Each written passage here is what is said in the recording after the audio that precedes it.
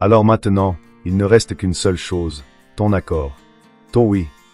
Si ce que tu lis fait vibrer quelque chose en toi en ce moment, je veux que tu commentes 3 ci-dessous. Ce chiffre porte la vibration de l'éveil spirituel et de la confirmation divine. En l'écrivant, tu reconnais devant toi-même et devant le royaume spirituel que tu es prêt à marcher dans ce qui a déjà été placé en toi. Ne sous-estime pas le leadership caché dans ta vie simplement parce qu'il ne ressemble pas à ce que le monde appelle leadership. Tu diriges en guérissant. Tu diriges en créant. Tu diriges en intercédant par la prière. Tu diriges en racontant ton histoire. Tu diriges en marchant dans l'intégrité, même quand personne ne regarde. Chaque petit acte d'obéissance est une déclaration de ton autorité spirituelle. Le pouvoir caché en toi n'est pas destiné à rester caché pour toujours. Il y a un temps pour la préparation, oui, mais ensuite il y a un temps pour la révélation. Et toi, élu, tu entres dans la saison de révélation. Le manteau que tu portes n'est pas seulement pour ta survie. Il est pour la délivrance des autres. Il y a des gens qui attendent de l'autre côté de ton obéissance. Des gens dont les chaînes vont tomber parce que tu as décidé de t'élever. Alors ne laisse pas le doute réduire ta voix. Ne laisse pas la peur paralyser ton mouvement. Les choses même qui te font te sentir disqualifié sont souvent celles que Dieu utilise pour te qualifier. Cette épine dans ton côté est là pour te garder humble. Cette douleur dans ton passé est là pour te garder compatissant. Cette saison de désert est là pour affûter ton discernement. Rien n'est perdu dans la vie d'un élu. Tout a construit en silence, divinement, puissamment, pour le leadership. Christ ne t'a pas révélé cela pour te divertir. Il l'a fait parce qu'il est temps. Il est temps d'arrêter de douter, et de commencer à marcher. Il est temps d'arrêter de te cacher, et de commencer à briller. Il est temps d'arrêter de te diminuer, et de commencer à diriger. Tu es né pour cela. Cela commence. Il te montre qui tu es en enlevant ce que tu n'as jamais été. Et dans ce moment de vulnérabilité brute, ta puissance divine commence à émerger. Élu, tu as traversé des pertes, des trahisons, et même l'isolement non parce que Dieu t'avait abandonné, mais parce que Christ te positionnait. Il voulait que tu arrêtes de dépendre de ce qui est à l'extérieur de toi afin que tu puisses enfin accéder à ce qui a toujours été en toi. Tu devais perdre ce qui était temporaire pour trouver ce qui est éternel. Le dévoilement exige toujours un dépouillement. Et parfois, Christ parle à travers les rêves. As-tu remarqué à quel point tes rêves sont devenus plus vifs récemment? Comment des symboles spirituels, des lieux anciens ou des visages d'un autre royaume apparaissent pendant que tu dors? Ce n'est pas un hasard. C'est une instruction divine. Le royaume spirituel communique par la vision. Et les élus reçoivent souvent des messages dans la nuit, des indices, des confirmations, des avertissements, des révélations. Fais attention. Écris-les. Prie dessus. Christ te parle même lorsque ton esprit est au repos. Le dévoilement se produit aussi à travers des rencontres divines, ces moments où tu ressens une paix accablante ou une soudaine clarté qui perce à travers toute confusion. Cela peut arriver dans un instant de prière silencieuse. Cela peut se produire en regardant ce message même. Christ se révèle dans le calme, car ton âme entend mieux quand le monde est silencieux. Tu remarques peut-être aussi que ton discernement s'affûte. Tu peux ressentir les intentions des gens sans qu'ils ne parlent. Tu ressens des changements d'énergie. Tu entres dans une pièce et tu captes ce que d'autres ne perçoivent pas. Ce n'est pas de la paranoïa. C'est ta vue spirituelle qui s'éveille. Christ est en train de dévoiler tes sens prophétiques. Il augmente ta capacité à percevoir au-delà du naturel, parce que le leadership dans le royaume spirituel demande de la vision. Et toi, élu, tu es en train de recevoir des yeux pour voir. Il y a aussi une audace qui monte en toi. Tu es resté silencieux, assez longtemps. Il y a un feu qui commence à brûler, et tu sais que tu ne peux plus le retenir. C'est Christ qui active ta voix. Tu es resté silencieux, parce que tu écoutais, tu apprenais, tu guérissais. Mais maintenant, le temps est venu de parler, de déclarer, de diriger. Il te donne une parole que d'autres ont besoin d'entendre. Il te donne de l'autorité, pas celle qui cherche l'attention, mais celle qui change les atmosphères. Christ dévoile ton pouvoir en couches. Et chaque couche est sainte. Les épreuves, les éveils, les moments de clarté, la paix surnaturelle au milieu des tempêtes, tout cela, c'est lui. Ne presse pas le processus. Ne combats pas le silence. Reste simplement ouvert. Reste dans l'abandon. Reste aligné. Élu, le pouvoir que tu as demandé t'a déjà été donné. La question maintenant est, vas-tu le voir? Vas-tu y croire? Vas-tu marcher dedans? Le dévoilement n'est pas à venir. Il a commencé. Ce que signifie diriger en tant qu'élu. Diriger en tant qu'élu, ce n'est pas grimper au sommet de l'échelle du monde. C'est descendre dans la profondeur de ton âme et en ressortir en portant la lumière de la vérité. Ton leadership ne vient pas des hommes. Il vient de Dieu. Et à cause de cela, Il aura une apparence différente, une sensation différente, un mouvement différent. Le monde enseigne le leadership comme la domination, l'influence et le contrôle. Mais Christ enseigne le leadership comme le sacrifice, l'obéissance et l'impact spirituel. Si tu attends de te sentir qualifié, tu regardes dans la mauvaise direction. Ton autorité ne se prouve pas par des diplômes. Elle se révèle par l'onction sur ta vie. Élu, le leadership n'est pas optionnel pour toi. Il est inscrit dans ton ADN spirituel. Ce tiraillement que tu ressens, cette pression, cette sensation qu'on attend davantage de toi même si personne ne le dit, c'est l'esprit qui te rappelle que tu es venu ici en mission. Tu n'as pas été placé sur cette terre simplement pour exister.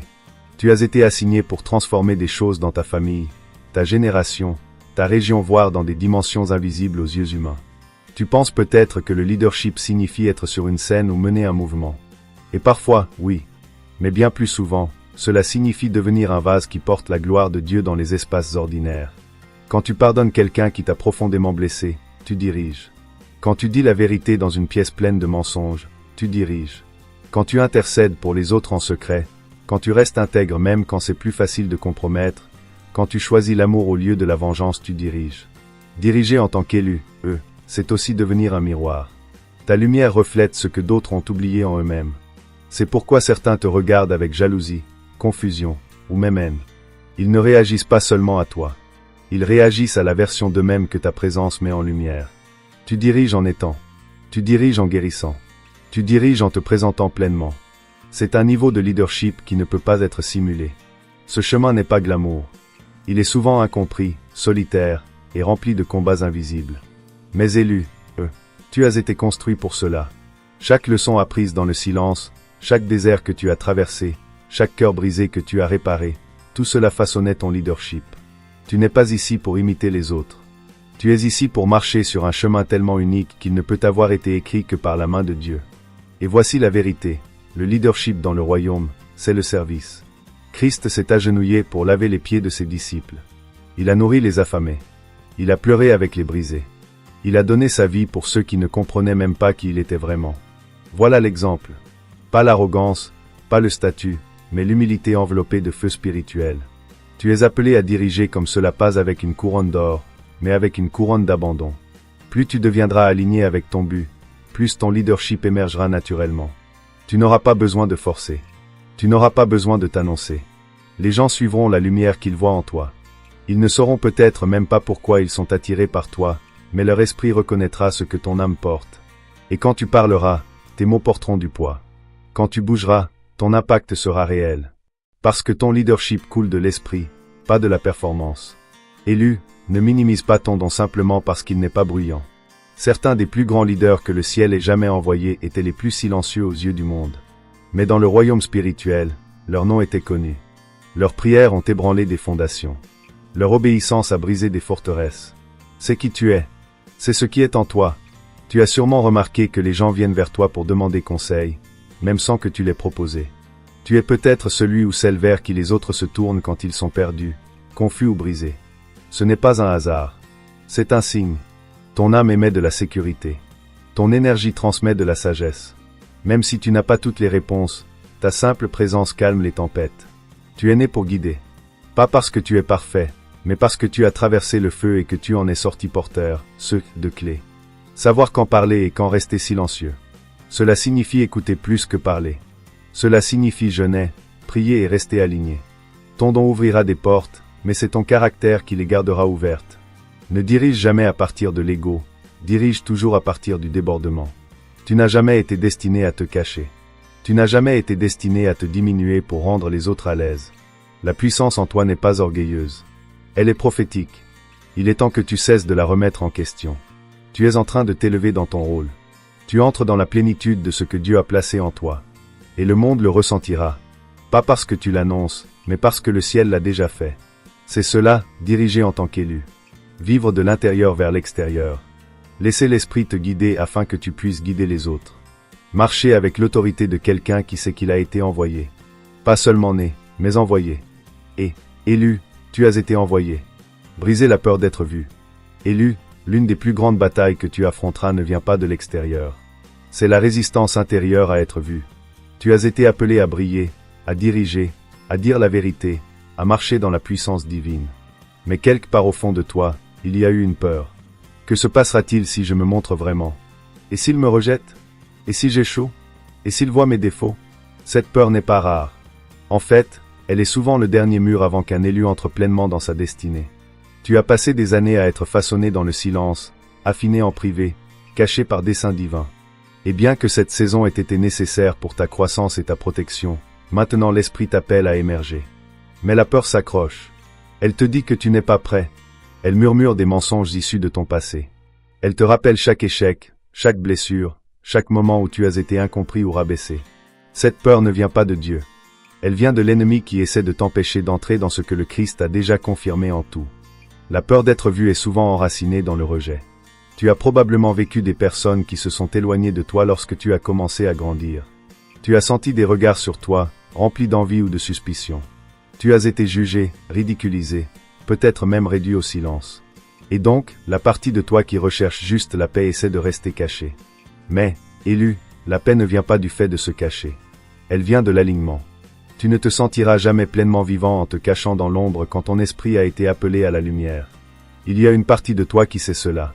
Cette partie a été agitée dernièrement. Elle pousse, frappe, te presse de te lever, de parler, de bouger. Tu la ressens lorsque tu es seul. Tu la ressens lorsque tu es silencieux dans des pièces où ta voix était censée changer l'atmosphère. Et il est maintenant temps d'arrêter de résister, parce que ce que tu portes n'est pas pour toi seul. C'est pour ceux qui sont perdus. Pour ceux qui ne s'éveilleront jamais à moins de voir quelqu'un comme toi se lever en premier. Le Christ ne te demande pas ta perfection. Il te demande ton obéissance. Il connaissait déjà tes faiblesses quand il t'a appelé. Il a pris en compte tes défauts. Il a vu ton passé et il t'a quand même choisi. Cela devrait suffire. La peur que tu ressens n'est pas plus grande que la grâce qui t'a été donnée. Il ne s'agit pas d'attendre jusqu'à ce que tu sois sans peur. Il s'agit d'avancer même lorsque la peur est présente. Tu n'es pas appelé à te montrer pour les applaudissements. Tu es appelé à te montrer pour ta mission. Il y a des âmes connectées à ton courage. Il y a des générations liées à ton obéissance. Et chaque fois que tu te rétrécis, tu retardes ce que Dieu veut faire à travers toi. Tu ne peux pas diriger depuis l'ombre. Tu ne peux pas déplacer des royaumes si tu te caches de ton propre reflet. Élu, écoute bien ceci. Ta visibilité ne concerne pas l'ego. Elle concerne le but. Il t'a été donné une lumière, non pour la cacher sous un panier, mais pour la placer sur un support. La peur d'être vu essaie de faire taire ta destinée. Mais elle ne peut gagner que si tu la laisses faire. Si cela résonne en toi, si quelque chose en toi sait que c'est ton combat, je veux que tu commentes 111 ci-dessous. Ce nombre porte la vibration du courage divin et des nouveaux commencements. Qu'il soit une déclaration que tu entres dans la lumière, que tu brises le silence, que tu es prêt à être vu non pas pour ce que le monde attend de toi, mais pour ce que Dieu t'a créé à être. Tu ne te sentiras jamais complètement à l'aise en te montrant dans ta pleine divinité. Et c'est normal. Tu n'es pas appelé au confort. Tu es appelé à la transformation. Tu es appelé à t'élever. Tu es appelé à être vu.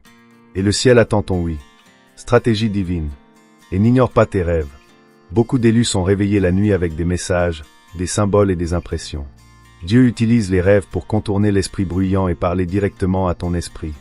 Quand tu te réveilles, écris-les. Demande l'interprétation. Prie pour la clarté. Tu pourrais être surpris du nombre de réponses qui te parviennent pendant que le monde dort.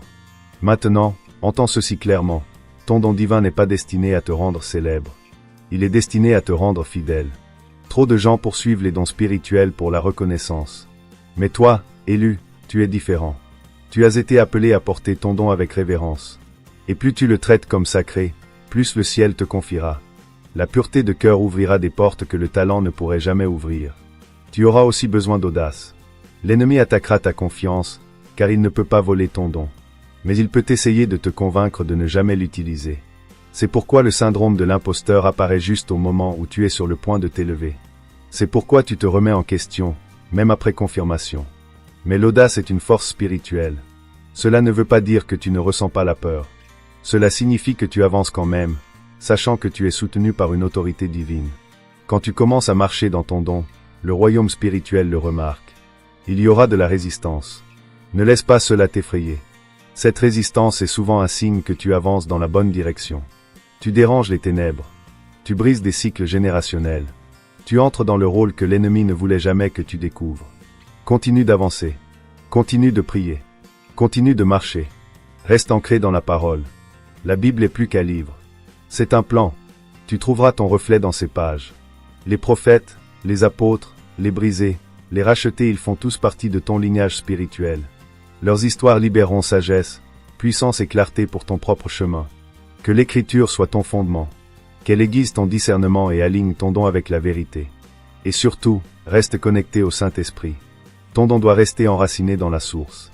Le Saint-Esprit est ton guide, ton enseignant, ton consolateur et ta puissance. Invite-le dans tout.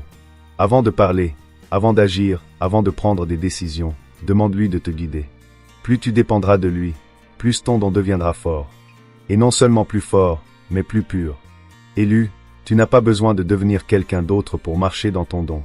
Tu dois seulement devenir celui que tu as toujours été, sous la peur, les traumatismes, les masques et les attentes. Dieu ne te demande pas de faire semblant.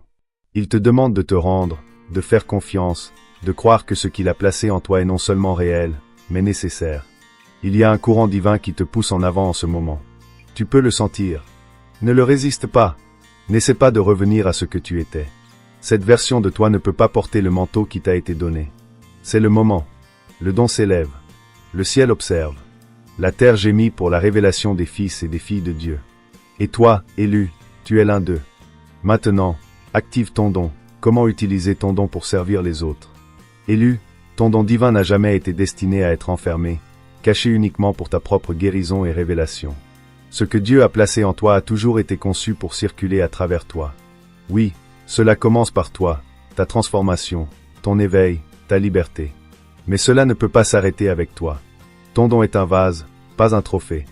Et une fois activé, il devient un outil divin entre les mains du Très-Haut pour servir, élever et libérer les autres. Le véritable leadership spirituel, c'est le service. C'est savoir que l'onction sur ta vie n'est pas juste pour t'oindre toi-même, mais pour briser les chaînes autour de toi. La puissance qui coule à travers toi est destinée à éveiller les autres. Cela peut passer par tes paroles, ton art, ta présence, tes mains guérissantes ou ta voix prophétique. Peu importe la manière dont cela se manifeste, cela doit couler vers l'extérieur. Commence par demander, à qui mon don est-il destiné? Parfois, la réponse est, ta propre famille. Ceux qui t'ont peut-être blessé ou incompris, mais qui sont spirituellement endormis. D'autres fois, ce sont des étrangers, une communauté, ou même une génération encore à naître. N'assume pas que ton don doit servir les masses pour être valide. Les actes spirituels les plus puissants se produisent souvent une âme à la fois. Un mot, un acte d'amour, une rencontre divine peuvent se répercuter à travers les générations. Tu sers les autres en te présentant d'abord dans ta plénitude. Quand tu vis en alignement avec Dieu, ta vie elle-même devient un message. Les gens observent comment tu bouges, comment tu parles, comment tu te tiens. Ils sentent ton énergie transformer une pièce. Tu n'as même pas besoin d'annoncer que tu es appelé. Ton esprit le dira avant ta bouche. Quand les autres sont près de toi, ils se sentent plus en sécurité, plus légers, plus ouverts sans savoir pourquoi. C'est ton don en mouvement. Ta présence devient un sanctuaire lorsque tu es aligné avec ton but. Et dans cet espace, les autres trouvent un lieu pour respirer, se confesser, se libérer et guérir. Tu n'as pas besoin d'avoir toutes les réponses. Parfois, juste écouter, juste être disponible, est l'acte de service. L'Esprit te guidera quand parler, quand prier, quand intervenir et quand reculer. Mais servir les autres demande aussi protection et limite. Tu dois te souvenir que tu es un vase, pas une source. Tu n'es pas responsable de sauver tout le monde. Tu es responsable de rester obéissant. Parfois ton don sera reçu avec joie. D'autres fois, il sera résisté, incompris, voire attaqué. Ne le prends pas personnellement. Le Christ lui-même a été rejeté dans sa propre ville. Cela ne l'a pas empêché d'accomplir sa mission, et cela ne devrait pas t'arrêter non plus. Il y aura des moments où l'Esprit te poussera à parler de vie à quelqu'un qui ne ressemble en rien à ton idée de digne. Il y aura des moments où ton don s'exprimera le plus puissamment dans des endroits que d'autres éviteraient. Foyer brisé, chambre d'hôpital, cœur solitaire, âmes oubliées. Va là où tu es envoyé, pas seulement là où c'est confortable. Tu sers au mieux lorsque tu suis la voix de Dieu, pas les attentes des gens. Ton don peut aussi servir les autres par l'expression créative. Certains d'entre vous sont des écrivains, musiciens, artistes, visionnaires. Ne doute pas du caractère sacré de ce chemin. L'art est une arme dans l'esprit. Les mots guérissent. La musique délivre. Une peinture, un poème, un message posté en ligne au bon moment peut ramener quelqu'un à Dieu. Tu n'as pas besoin de prêcher pour servir. Parfois, la beauté elle-même est un ministère. Servir les autres par ton don inclut aussi être une lumière dans des systèmes obscurs. Tu as peut-être été placé dans des environnements corporatifs, des systèmes éducatifs, le gouvernement ou les affaires. Pas pour te conformer, mais pour transformer. Ce n'est pas parce que l'environnement n'est pas spirituel. En fait, ce sont ces lieux-là qui ont le plus besoin de ta lumière. Tu portes en toi les principes du royaume. Et même si les gens ne savent pas comment le nommer, ils sauront que quelque chose en toi est divin. Et toi, élu, ne sois pas découragé si tu as l'impression de te déverser sans que personne ne le remarque. Le ciel remarque. Chaque graine que tu plantes est enregistrée. Chaque acte de bonté. Chaque fois que tu t'es présenté quand c'était incommode. Chaque parole prononcée avec foi. Tout est compté. Tu ne sers pas pour les applaudissements. Tu sers pour l'alignement. Et ce que tu fais pour les autres, Dieu le fera pour toi. Alors reste sensible à l'esprit. Garde ton cœur ouvert, ton discernement aiguisé et tes intentions pures. Servir les autres avec ton don ne t'épuise pas quand cela découle de l'abondance. Alors reste rempli. Reste enraciné dans la parole, ancré dans la prière, et connecté à ta source. Tu n'as jamais été censé faire cela seul. Le monde est désespéré de lumière, de vérité, de guérison. Et Dieu t'a choisi pour la porter. Pas juste pour la garder, mais pour la répandre. Alors répands-la librement, élu. Plus tu donnes, plus le ciel te verse en retour. Les attaques spirituelles qui accompagnent le leadership divin. Élu, tu ne peux pas porter un leadership divin sans attirer l'attention dans le royaume spirituel. Dès que tu entres dans ta mission, tu deviens une menace pour les ténèbres. L'enfer ne panique pas quand les gens jouent petit, vivent dans la peur ou restent endormis. Mais quand un élu commence à s'éveiller, à diriger, à parler, à guérir, à briser des chaînes, la guerre spirituelle s'intensifie. Ce n'est pas un signe que quelque chose va mal. C'est une confirmation que tu marches dans la puissance divine. Les attaques spirituelles que tu subis ne sont pas toujours évidentes. Parfois, elles se manifestent sous forme de fatigue profonde, de confusion, de lourdeur émotionnelle soudaine ou même d'isolement. Parfois, elles ressemblent à des résistances inattendues de la part de personnes que tu pensais être avec toi. D'autres fois, ce sont des distractions, tout ce qui peut t'éloigner de la prière, de la concentration, de l'alignement divin. Ces attaques sont stratégiques. L'ennemi ne t'attaque pas seulement toi. Il attaque ce que tu portes. L'un des premiers signes que tu es entré dans le leadership divin, c'est que tu commences à perdre des gens. Pas parce que tu as changé en mal, mais parce que ta fréquence a changé. Tu t'es élevé, et tout le monde ne peut pas venir avec toi. Les gens peuvent commencer à remettre en question ton chemin, défier tes décisions ou mal comprendre tes intentions. Laisse-les faire. Tu es appelé à obéir à Dieu, pas à être compris par les hommes. Tu peux aussi ressentir une pression constante, un poids invisible. C'est le fardeau spirituel du leadership. Tu portes plus que les autres. Tu vois plus, tu ressens plus, et parfois tu as l'impression d'être tiré dans trop de directions à la fois. C'est pourquoi le repos, la discipline spirituelle et la connexion avec le Saint-Esprit ne sont pas optionnels. Ce sont ta survie. Parfois, l'ennemi ne t'attaquera pas directement. Il s'en prendra à ton esprit. Il plantera des graines de doute, de peur et de comparaison. Il essaiera de te faire douter de ta valeur, de ton don, de ton appel. Cette voix dans ta tête qui dit « Qui crois-tu être ?» Ce n'est pas ta voix. C'est la guerre spirituelle. Rejette-la. Rappelle-toi qui t'a envoyé. Rappelle-toi ce que Christ a dit. Tu es choisi par Dieu, pas approuvé par les hommes. Et puis il y a les attaques qui viennent quand tu es au bord d'une percée. Juste au moment où tu es sur le point de lancer, de libérer, de parler, de changer soudainement, le chaos éclate. Ce n'est pas une coïncidence. C'est la dernière tentative de l'ennemi pour ébranler ta confiance. Ne recule pas. Avance. La victoire vit de l'autre côté de la résistance. Je veux que tu commentes 111 ci-dessous si tu traverses actuellement des attaques spirituelles. Ce nombre porte la vibration de l'ordre divin, de l'alignement spirituel et de la protection angélique. Quand tu le tapes, tu déclares que tu es toujours debout, toujours choisi, toujours couvert. Souviens-toi, Christ a subi des attaques spirituelles dès que son identité a été révélée. L'ennemi l'a tenté dans le désert juste après son baptême. Pourquoi ? Parce que le pouvoir du leadership divin venait d'être confirmé. Et l'ennemi craignait ce qu'il allait en faire. Il en va de même pour toi. Tu es attaqué parce que tu es puissant. Mais voici ce que l'ennemi oublie. Tu ne combats pas seul. Le ciel combat avec toi. Les anges t'entourent. Le Saint-Esprit t'investit de puissance.